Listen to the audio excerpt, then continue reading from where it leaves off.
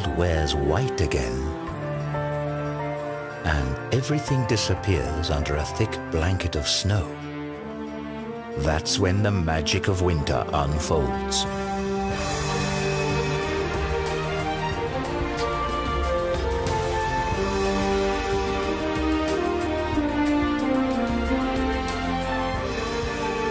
As in every year, nature shows us a world of wonders.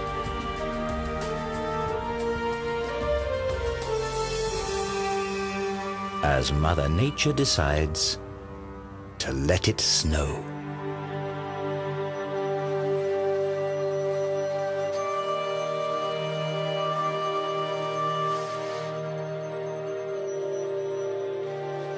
Snow crystals are natural works of art, as fragile as they are ephemeral. Each crystal is unique, and yet all develop in accordance with the same six-fold symmetry.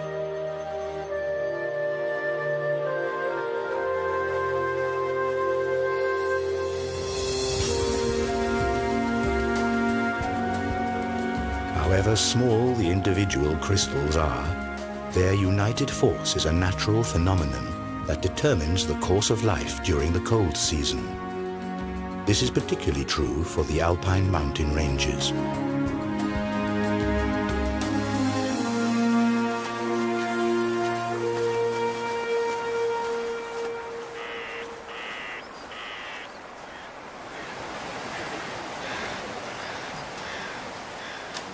It's December, and about time to look for a proper Christmas tree.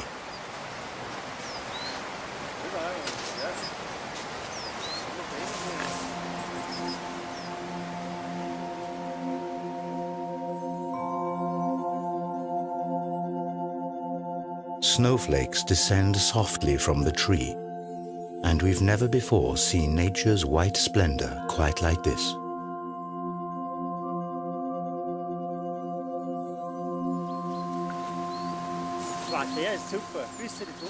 This tree is exactly right. It's the perfect choice.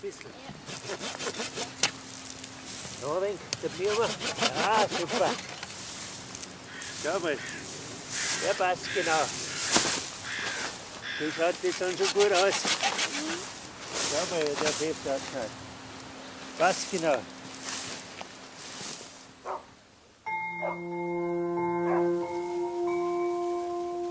The landscape is deeply covered in snow, and here, in the Austrian mountains, it looks as though it's going to be a white Christmas again. But there's still a little time to go before then.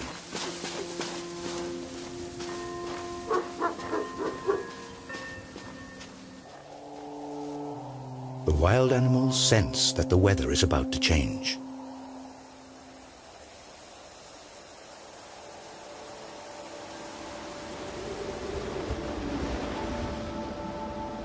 Dense clouds appear. The weather front carries moist air that collides with cold air masses in the alpine region. Ideal conditions for productive snowfalls.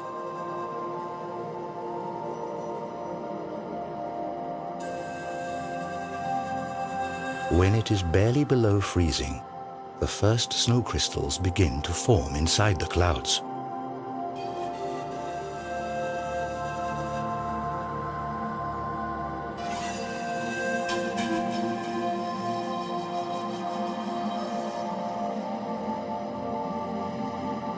Over time, they join up to form bigger flakes, and once they're heavy enough, they fall from the clouds and it snows.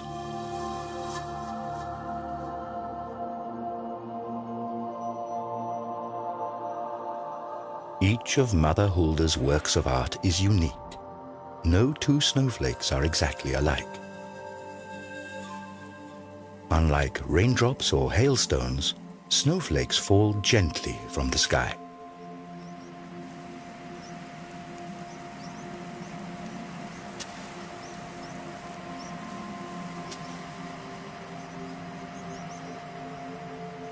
Once a snowflake touches water, it immediately melts, releasing the air inside.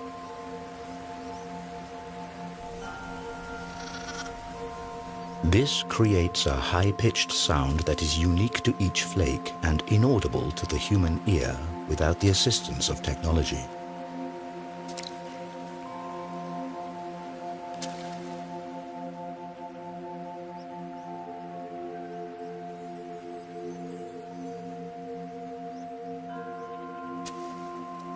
On their descent to the ground, some of these fragile structures run into warmer pockets of air and melt.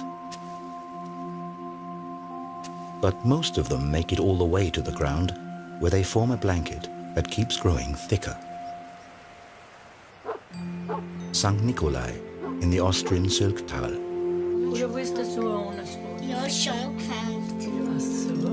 Here, as in many valleys of the Alps, time-honored Christmas traditions are kept alive. All throughout the Advent season, the whole family takes part in preparations for the grand celebration.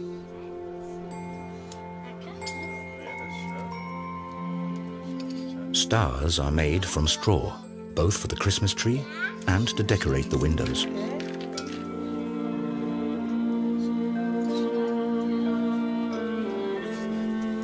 And once the snow starts to fall, visions of a white Christmas begin to stir in everyone's dreams. While the family is busy with Christmas preparations in the warm room, the snowfall grows heavier outside.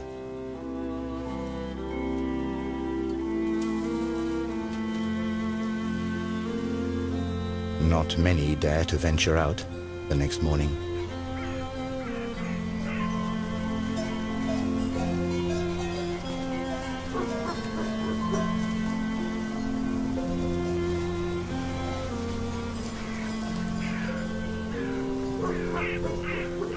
For some animals in the wild, winter is the hardest time of the year. Now they have to live off fat reserves they built up in the summer.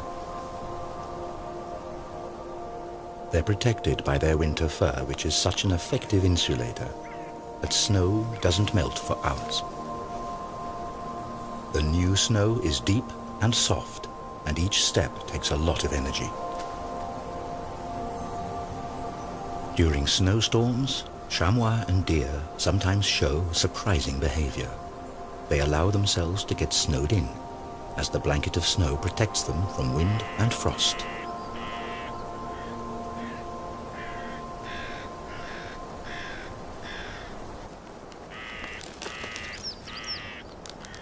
Other animals successfully use this trick too.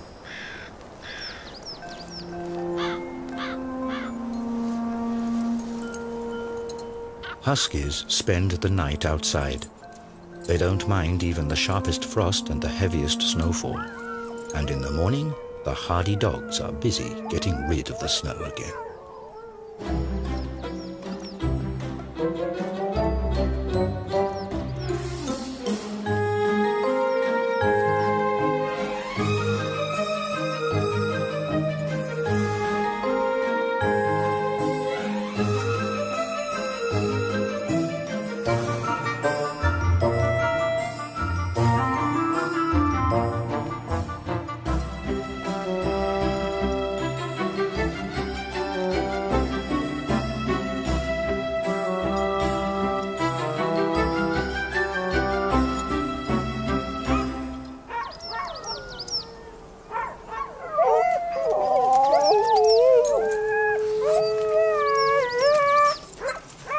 The animals are restless. They can hardly wait to get going.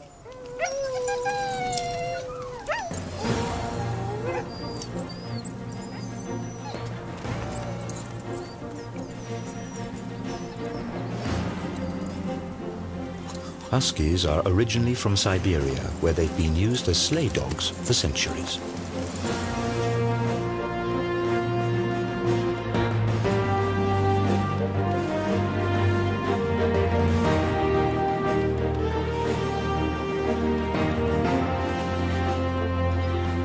Huskies are perfectly adjusted to snow.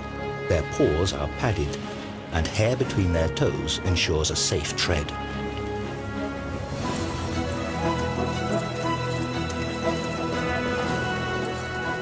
Dog sleigh races are becoming increasingly popular everywhere, and only the strongest and most experienced animals get to run at the head of the pack.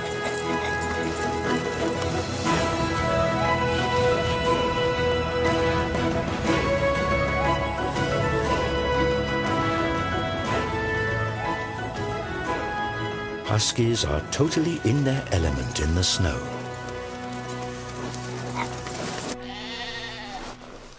Which can't be said about sheep.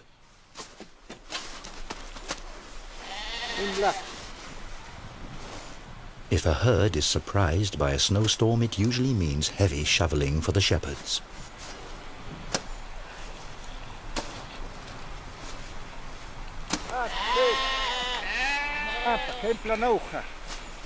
The natural response of sheep is to flee any imminent threat, but where to escape when danger threatens from all sides.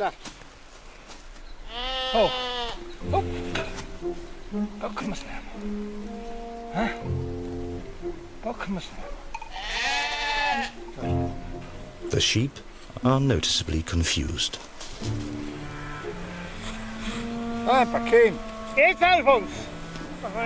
And even once their way is shoveled free, they still require some persuasion.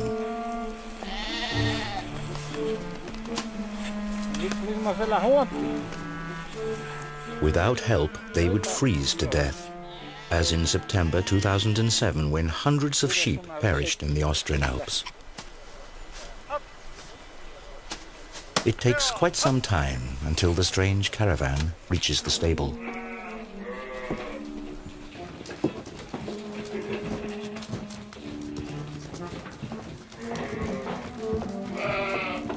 Not only is it warm and dry here, but there's plenty also for the sheep to eat, in sharp contrast to the conditions faced by wild animals outside.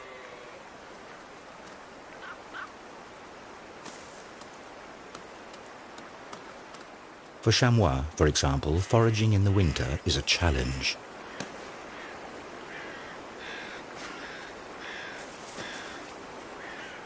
When deep snow covers the plants on the ground, the animals must stretch for the young conifer shoots. In times of dearth, they even nibble the meager lichens off the tree bark.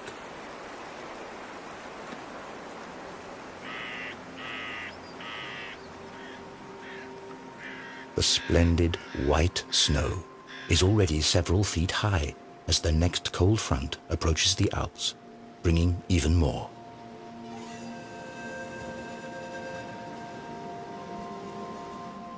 The downside of a picturesque winter's tale is its icy cold and heavy snowstorms.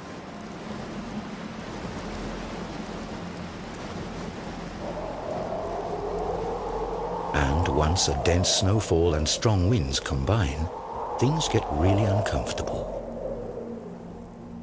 The snowflakes whip horizontally through the air. The wind amplifies the bitter cold and frost.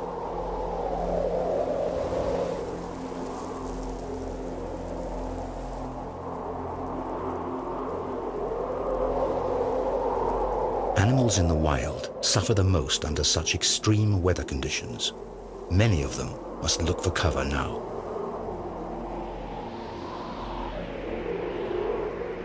Some of them have developed their own survival tricks.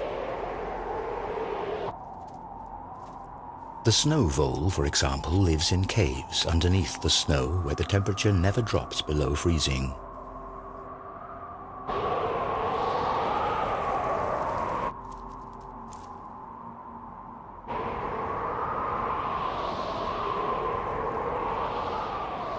If the snow failed to appear and provide its protective layer, many animals and plants would not survive the winter.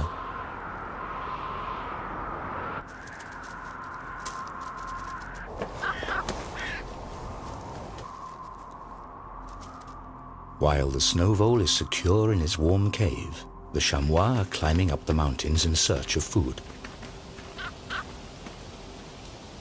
Above the timberline, the wind continues to blow the snow away and exposes withered grass. But these frozen tufts are merely signs for the chamois. They scratch right next to them for grass that didn't freeze under the snow, thus remaining edible.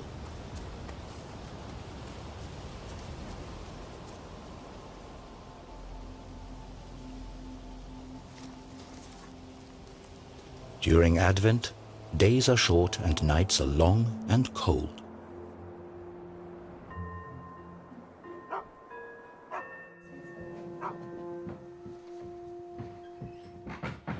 Inside the houses, though, it's warm, and the smell of biscuits, the long-awaited harbinger of the upcoming Christmas celebration, lingers everywhere. Many old customs and traditions brighten up this time of eager anticipation.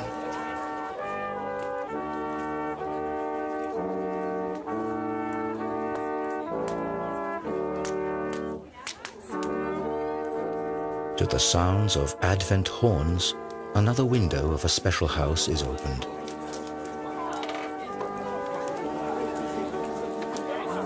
It's an oversized Advent calendar, and next to it, hot sweet chestnuts and open hearths provide warmth and a sense of belonging and well-being.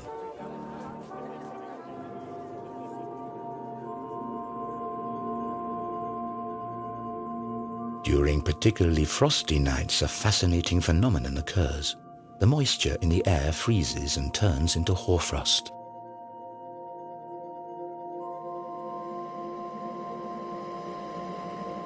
Overnight, the landscape is covered with ice crystals. The result is a winter picture book panorama.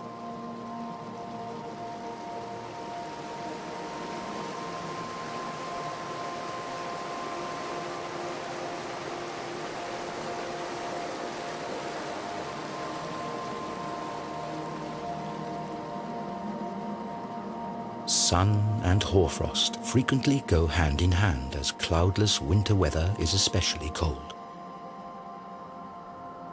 However, hoarfrost doesn't only accumulate on boughs and branches, but also on the blanket of snow.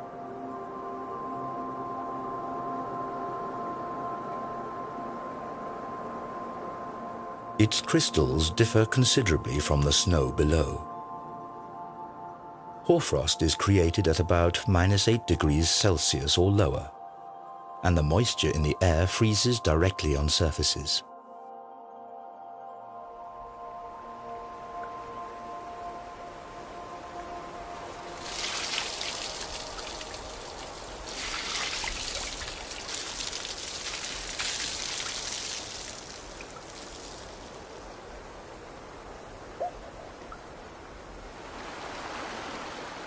Freezing cold winter nights provide ice. And the inhabitants of some alpine valleys take advantage of this. They still master the high art of ice cultivation.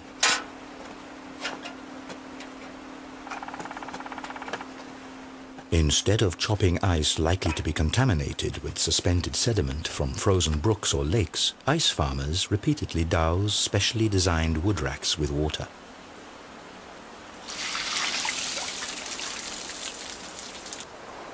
Taps several feet long of particularly clean ice are grown here in the cold, while any sediment is washed away by the surplus water.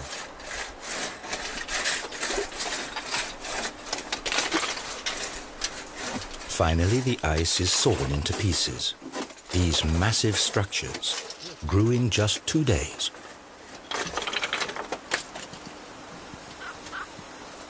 In order not to break up the highly sought-after ice scraps any further, they have to be carefully harvested and stowed.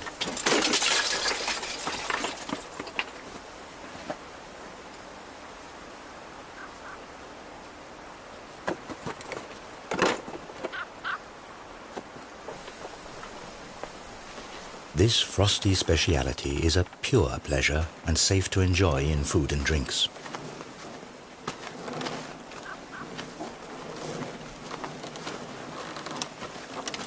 In former times, people were dependent on the cold of winter if they wanted to freeze water.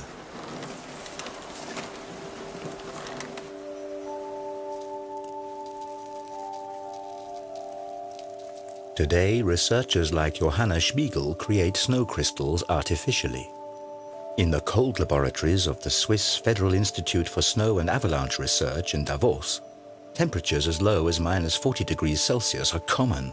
Here, researchers create nature-identical snow. Scientists examine the structure of this snow under the microscope.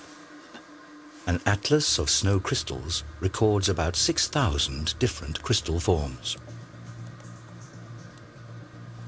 Humidity, temperature, and the water's molecular structure are crucial data points. Electrostatic fields align the water molecules hexagonally, and this basic structure holds steady as the water slowly freezes and the snow crystal gradually grows until it's finished.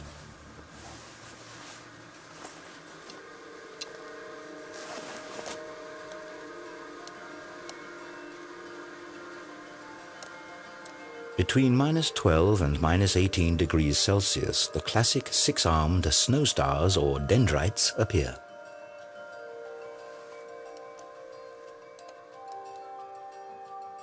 It's the temperature that determines how finely branched they become.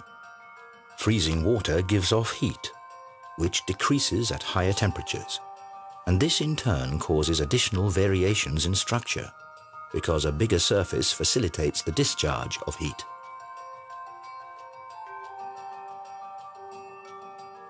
Consequently, dendrites turn out to be distinctly less branched when they're created at lower temperatures.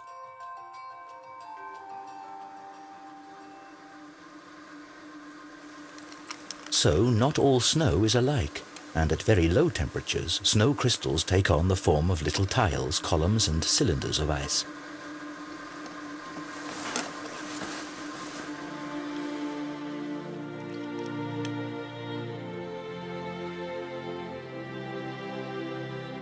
But what is somewhat inconspicuous under the microscope is actually every winter athlete's dream and the height of winter fun. Fine powder snow.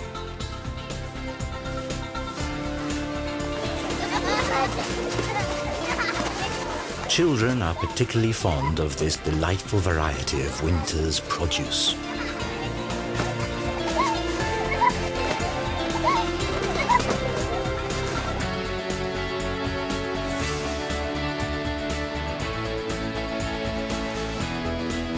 Fresh powder snow is an attraction for skiers and snowboarders too.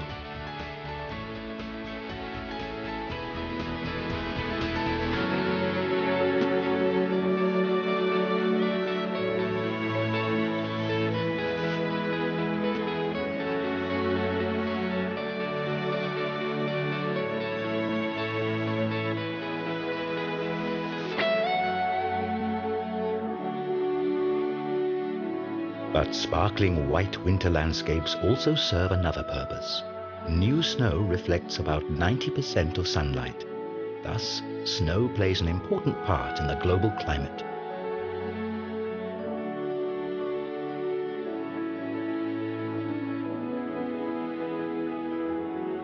But why is snow actually white? The ice of the snow crystals is colorless and transparent. At the border surfaces between ice crystals and air, the white sunlight is reflected and scattered. And with enough randomly distributed ice crystals scattering light in all directions, the overall color that results is white.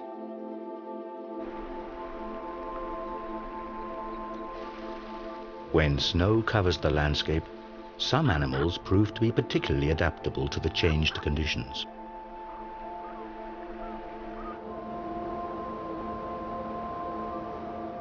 During the winter, the ptarmigan with its bright white plumage is superbly camouflaged. It changes the colors of its feathers according to the season to deceive its enemies. The same is true for the mountain hare. However, its winter fur is more than camouflage. Thanks to its insulating properties, the hare survives temperatures of -30 Celsius. Not only in the Alps have the animals adapted themselves to winter. Red-crowned cranes are migratory birds. But on the Japanese island of Hokkaido, they remain at home throughout the year. During the winter months, these elegant birds perform their courtship ritual.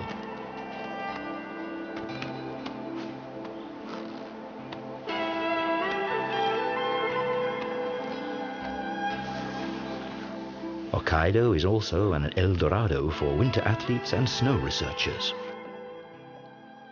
In his research, Masaru Emoto investigates the factors that determine the growth of ice crystals. Emoto's findings are as interesting as they are controversial. According to his hypothesis, the process of crystallization can be directly influenced. The water is exposed to the sound of music or spoken words. In the case of negative sounds or concepts, the crystal structure is supposedly strongly distorted. Positive music or words are reported to result in beautiful crystals.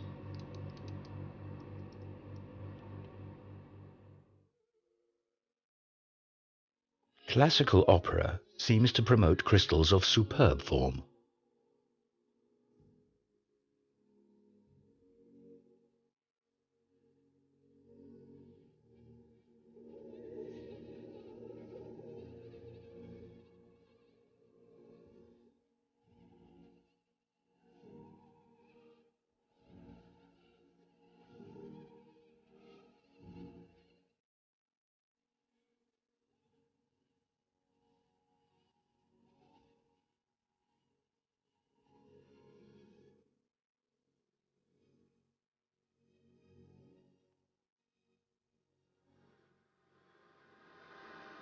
However, other factors may also influence these experiments.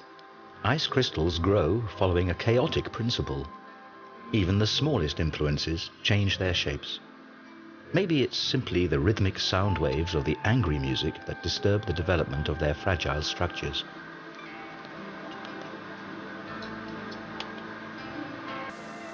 Back from the laboratory into nature. To understand how snow crystals are created in natural surroundings, researchers have to get themselves to the center of the action.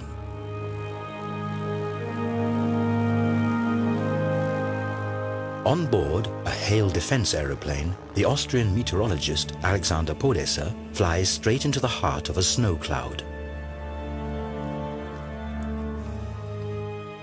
Gauges measure temperature, humidity, and wind speed.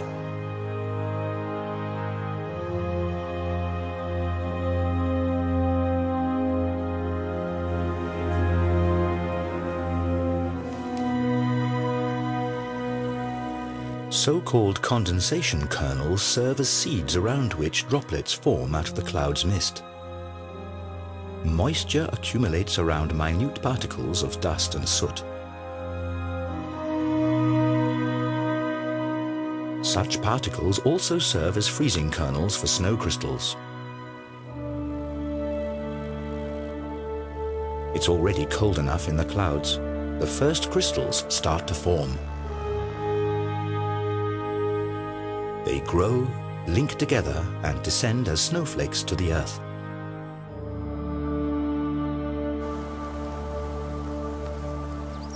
Here, this white splendor arrives just in time for Christmas.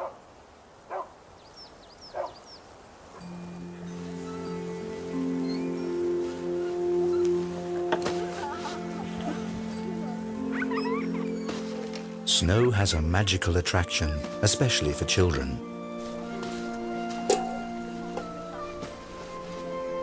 Now snowmen are in high season.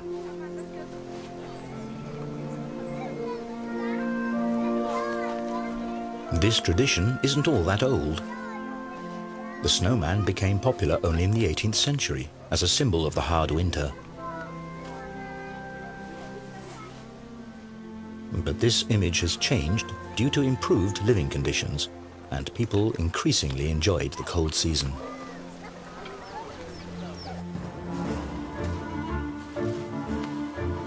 In the mountains, however, the snow can prove to be a danger for humans and animals alike.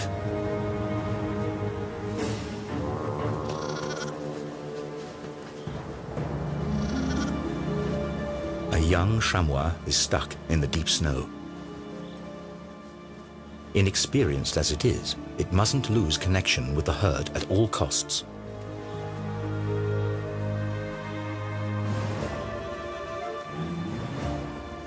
But the young animal sinks deep into the snow and falls further and further behind.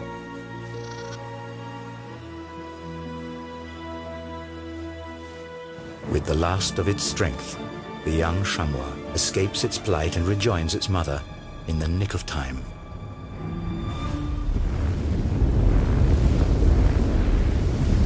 A devastating avalanche thunders down into the valley.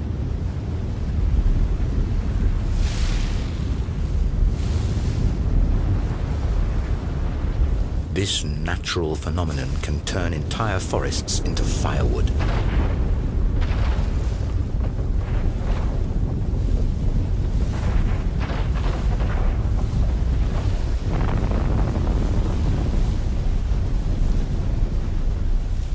Avalanches are winter's greatest danger in the Alps.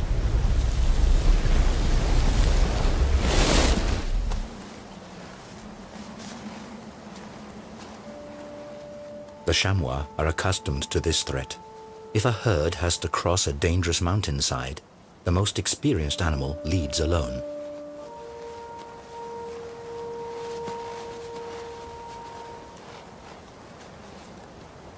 Carefully, the chamois explores the situation and looks for a safe passage.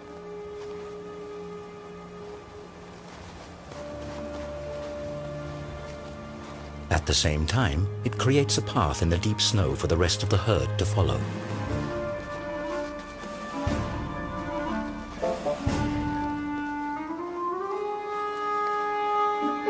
But the remaining animals proceed only after the leader has safely reached the other side. The chamois show even more remarkable behavior on this occasion.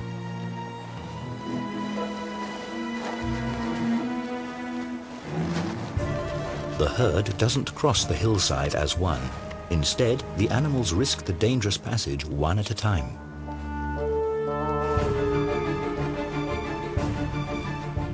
By doing so, the chamois instinctively reduce the strain on the snow cover and thus the risk of the entire herd being swept away by an avalanche.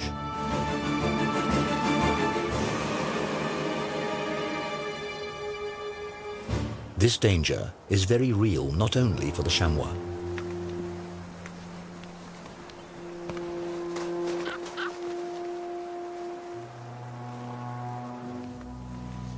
Ski tours are a fascinating way to enjoy the white splendor off the beaten track.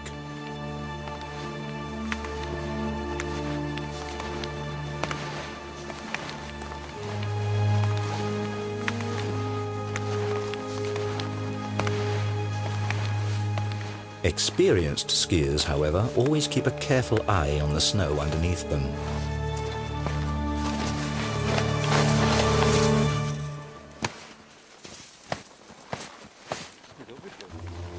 All too easily, a snow shelf can break off and drag a careless skier deep beneath the snow.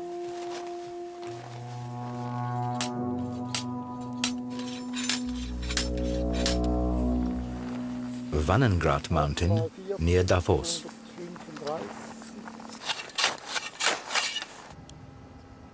Here, researchers from the Swiss Federal Institute for Snow and Avalanche Research study the causes of avalanches. In this testing ground, profiles of the snow cover are created. 126, 2 Zentimeter. Jörg Schweitzer examines everything, from the lowest layer of granulated old snow to the fine flakes of the most recent snowfall. 20 kleine Runde in Klammern, 0,5 bis 1. The quality of snow changes constantly, and this results in the formation of distinct layers that can, in extreme cases, turn into dangerous slides.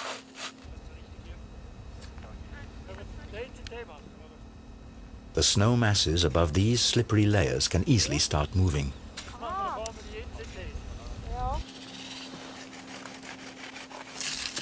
The researchers cut out a block of snow to test its stability.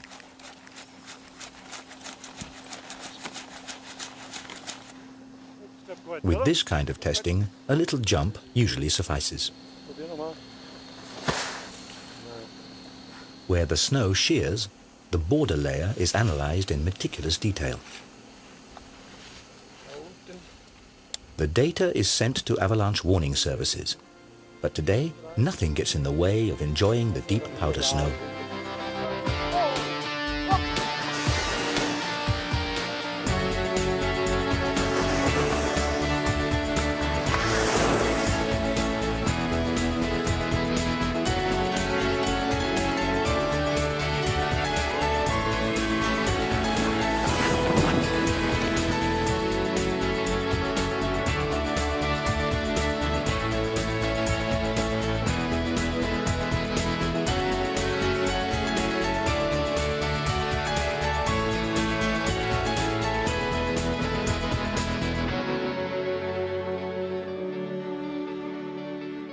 What attracts droves of tourists into the Alps today used to be a vital means of transportation in the not-so-distant past, for snow offers some advantages over regular ground travel.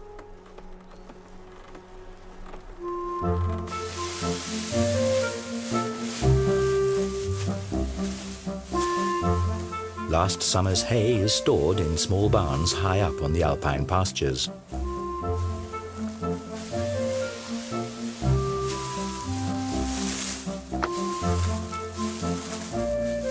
In order to bring this dried grass to the valley to feed their livestock in the winter, farmers depended on an obvious method of transportation. They loaded the hay onto big sleighs.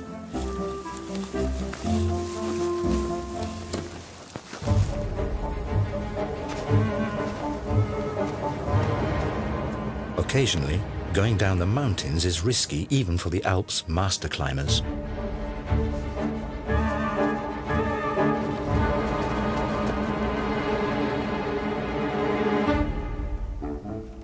But a trip with the hay sleigh is far from perfectly safe either. After all, a fully laden sleigh can weigh as much as 250 kilos.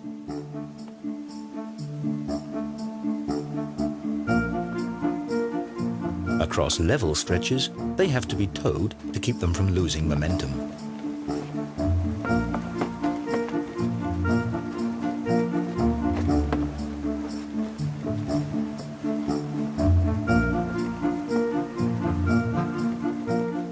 Once the path gets steeper, skillful steering is required to make sure the sleigh doesn't tilt.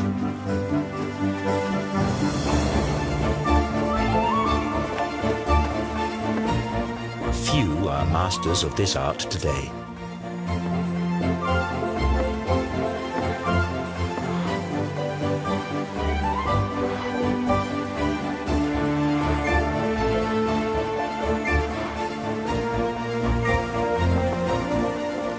And if the driver loses control of his precious cargo, he invariably ends up in the ditch.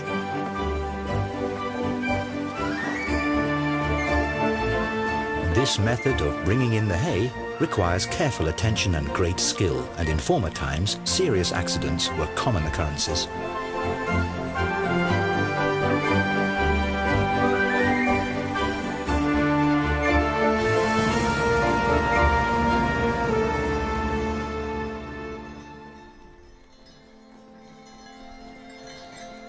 Much more peaceful then as well as now was a ride in the horse-drawn sleigh.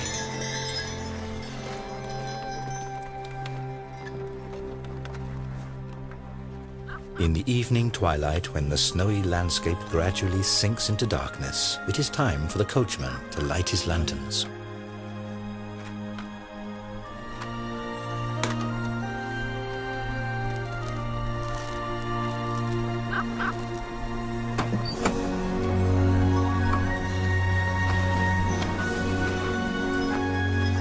And if then it softly starts to snow, the winter fairy tale is perfect.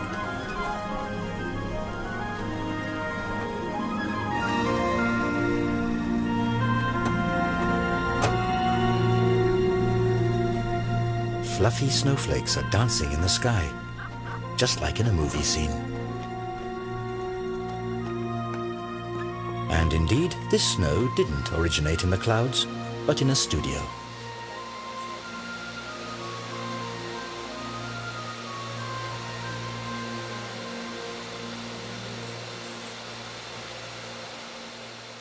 Here it is actually lava that is blown into the air, but creating snow at the push of a button is far from the real thing.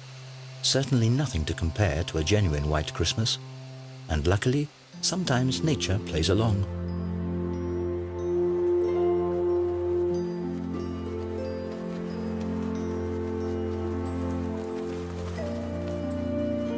On Christmas Eve, a festive mood prevails in the tranquil village of St. Nikolai. After church, many people come to see the Christmas nativity before returning home.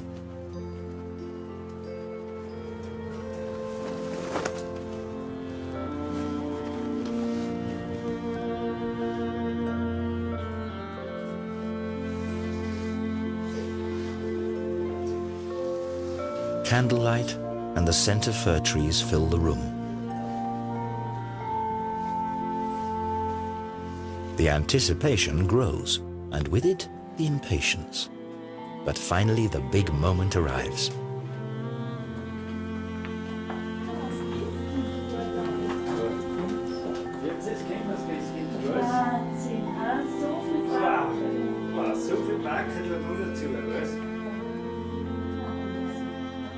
The glow in the children's eyes stirs many an adult's fond memories of merry Christmases past.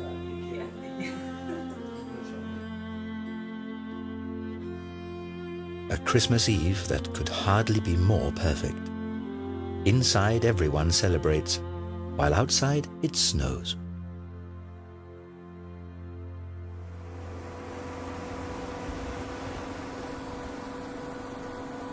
After Christmas, the high season of winter sports begins. And if the snow doesn't make an appearance on its own, it's given a hand. More and more ski areas rely on snow cannons these days. Thus, this critical basis for winter tourism is maintained, even if nature doesn't comply.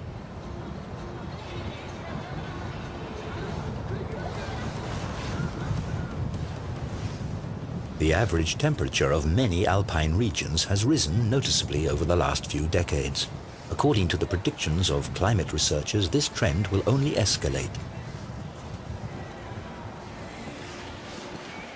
When there's too little snow, many ski resorts are already dependent on generating their white splendor artificially.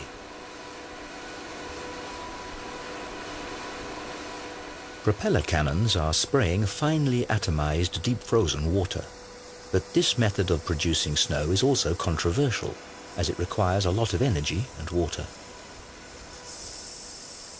What's more, snow from these cannons is harder to ski on. Nature's original remains unequaled.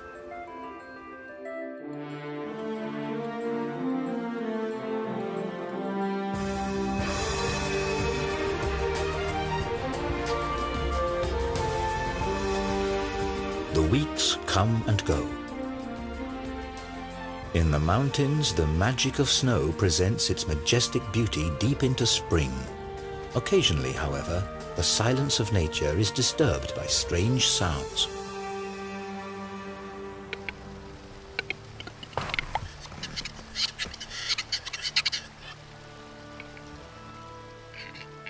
Restless wood grouse are already beginning their courtship rituals in March.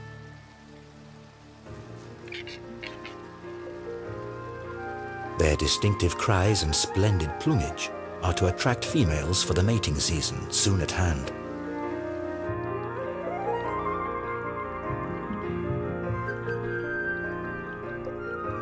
The days grow longer and the power of the sun increases.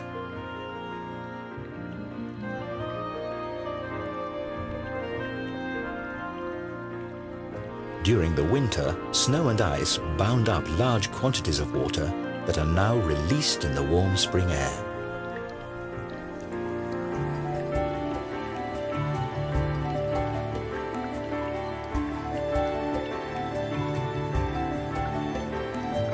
Snow and ice crystals wane.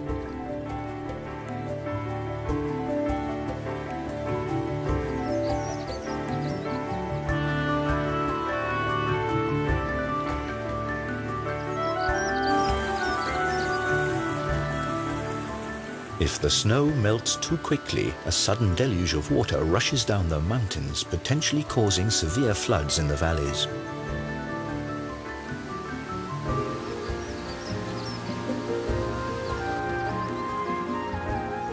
On the other hand, in the case of a more gradual thaw, the ground can absorb enough water for early plants.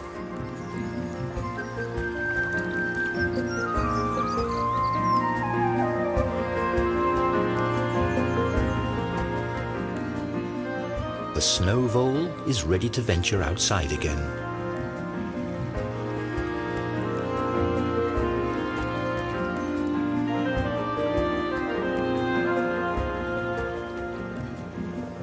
And the common frogs feel spring fever too. Their spawning migration takes them back to the place where they hatched themselves.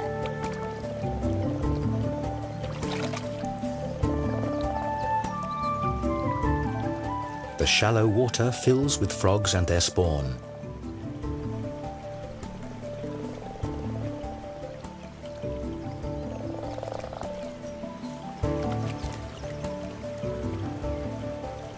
Next year, the frogs will return here again.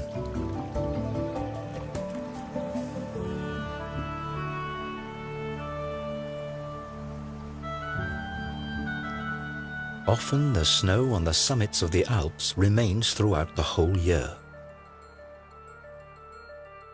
The glacial ice is essentially nothing but condensed snow.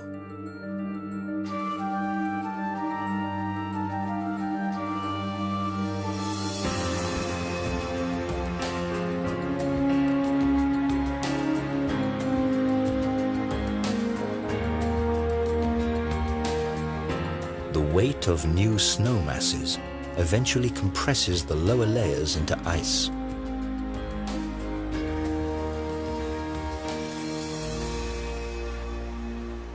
In the context of a broader climate change, this eternal ice may soon be a thing of the past.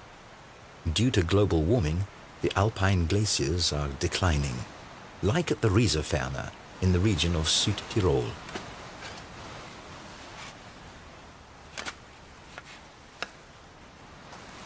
Mountain guide and hut keeper Gottfried Leitgeb explores the inner life of the ice masses.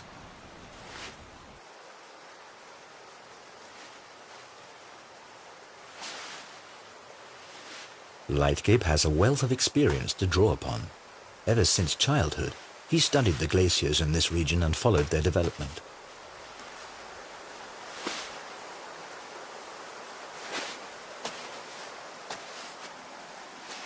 However, this is a risky undertaking, as no one knows how stable the ice cover really is.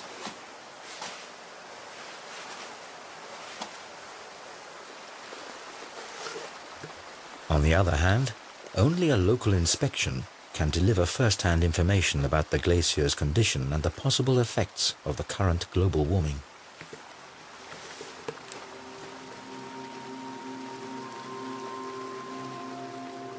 Gottfried Leitgeb's findings are alarming. The glacier has been shrinking for years.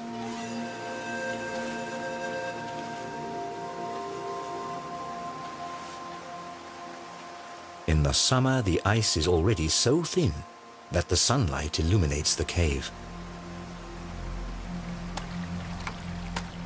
The meltwater forms a little stream below the glacier and surfaces at its tongue.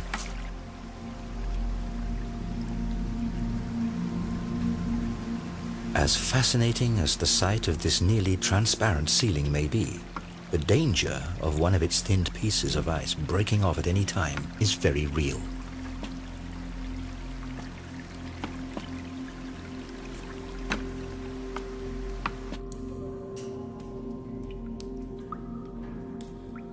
Deeper in the mountains, conditions are quite different. Constant low temperatures and the proper humidity provide for splendid snow crystals throughout the year.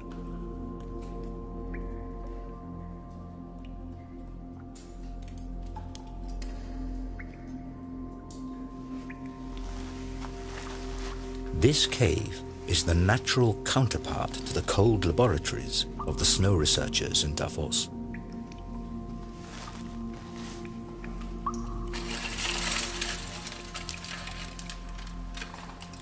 Despite their enormous size, these crystals form in the same way as the snow crystals from the clouds. With time, the body temperature of one human being is enough to cause these works of art to melt. That's why Gottfried Leitgeb rarely comes here.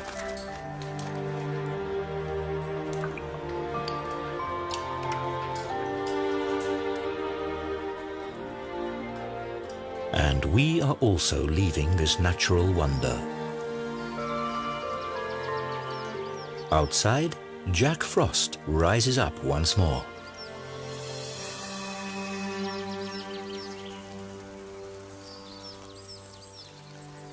By the middle of May, the green mountain meadows set the stage for a final appearance of nature's white splendor. And one last time, the snow falls quietly until its return next winter.